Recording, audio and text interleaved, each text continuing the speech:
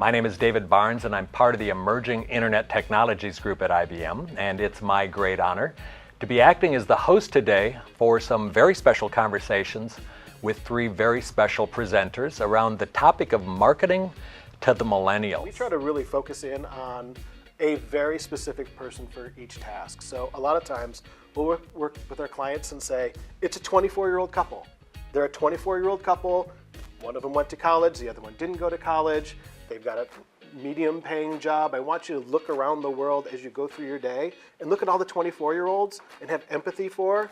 It's not some crazy description of people that I don't know. It's that guy over there. I can see that person. It's a tangible person and I can relate to them. That 24-year-old couple, though, is different than a 44-year-old couple or different than when we were 24. The most diverse, most educated group of people ever. And when we think about education, we think about it not from they went to school and got education. We like to think about it in terms of having access to information. Whatever it is that you're passionate about, you now have an amazing ability to get information about that. You're into food? Fantastic. There's more information about food than you ever wanted. You're into craft beer? Look it up, talk to somebody. There's more information about how beer is made than ever. You're into shirts, you're into clothes. That access to information lets people take their passions and get very knowledgeable about it in ways that just weren't available to us 20 years ago. They've grown up in an era over the last 10 years when they started to think more adult-like, where they've always had access to the behind the scenes of just about everything. Here's the movie, here's the behind the scenes DVD telling you about it.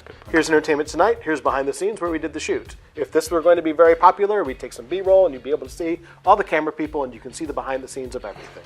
Obama's going to speak tonight, here's what he's going to say, here's why he's going to say it, and here's how you should think about it. Always open. That transparency and that sense of, I am expecting to know why you're doing what you're doing. I'm expecting to have access to what's going to happen with all of this is a base expectation. He with the least disclaimers wins, right? The ability to really have the most honest conversation will go a long way. The banking category may be parity. We've all got the same checking opportunity. We've all got the same way to interact online. If you take the brands off, it's hard to tell them apart. Same with gum. Same with chips. Same with beer. But if I sit that guy down in front of 5 beers in a plastic cup and spin him around and tell him to tell me which is which, he can't tell me. When I put the brands in front of him, suddenly I'm into this one and I hate that one. My father drank that one and I can't stand that one. The brands mean so much, they've got that connection. Being able to find in the banking industry, what are the thoughts and the ideas that separate and distinguish the brands and say, I have a point of view. This is what we stand for. For the people who are into that point of view, we welcome you with open arms. And if you're not, that's okay. There's many other choices to be had. That taking a stand is what drives connection. You're making connections in the long term based on shared beliefs and an emotional connection, not a rate that's going to be able to change. And as soon as you come up with something innovative, the competitor will then have the same innovation. It's about the longer term connection.